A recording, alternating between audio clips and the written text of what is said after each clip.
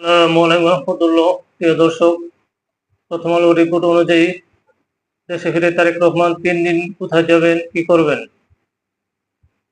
দীর্ঘ 17 বছর পর আগামীকাল বৃহস্পতিবার দুপুর 12টার দিকে দেশে ফিরছেন ভারপ্রাপ্ত চেয়ারম্যান তারেক রহমান।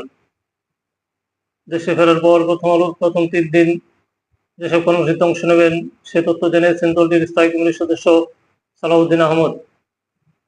আজ বুধবার দুপুরে গুলশানের বিএনপি চেয়ারপারসনের রাজনৈতিক কার্যালয়ে সংবাদ সম্মেলন করে তারেক রহমানের 3 দিনের কর্মসূচির কথা জানান সালাউদ্দিন আহমদ। বিএনপির নেতা বলেন, আগামীকাল দুপুরে বিমানবন্দরে নামার পর দলের জ্যেষ্ঠ নেতারা তারেক রহমানকে স্বাগত জানাবেন। এরপর তিনি জুলাই এক্সপ্রেস ওয়ে তথা 300 ফিট রাস্তায় সংবর্ধনা স্থলে চলে যাবেন। সেখানে অপেক্ষায় থাকা নেতাকর্মীদের ধন্যবাদ ও কৃতজ্ঞতা জানিয়ে দেশবাসীর উদ্দেশ্যে বক্তব্য দেবেন তিনি। এরপর বিএনপির চেয়ারপারসন খালেদা জিয়াকে দেখতে এবারকের হাসপাতালে যাবেন। সেখান থেকে বিমানবন্দর সড়ক হয়ে কাকলী মোড় হয়ে গুলশান 2 নম্বরে বাসভবনে চলে আসবেন।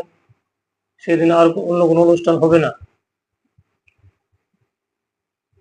সালাউদ্দিন আহমদ বলেন, পরদিন 26 ডিসেম্বর শুক্রবার জুমার নামাজের পরে তারেক রহমান বাসভবন থেকে প্রথমে রাজধানীর শেরেবাংলা নগরে জিয়াউর রহমানের কবর জিয়ারত করবেন। সেখান থেকে সাভারের জাতীয় স্মৃতিসৌধ গিয়ে মুক্তিযুদ্ধের শহীদদের প্রতি শ্রদ্ধা জানাবেন। তারপর 27 ডিসেম্বর শনিবারও 2টি কর্মসূচি রয়েছে। ওই দিন জাতীয় পরিচয়পত্রে কাজ করবেন তিনি। এর জন্য তারেক রহমান সশরীরে রাজধানী 11 গেট নির্বাচন কমিশন অফিসে যাবেন কিনা সেটা পরে জানানো হবে। ওই দিনই ভোটার হতে সব কাজ করবেন।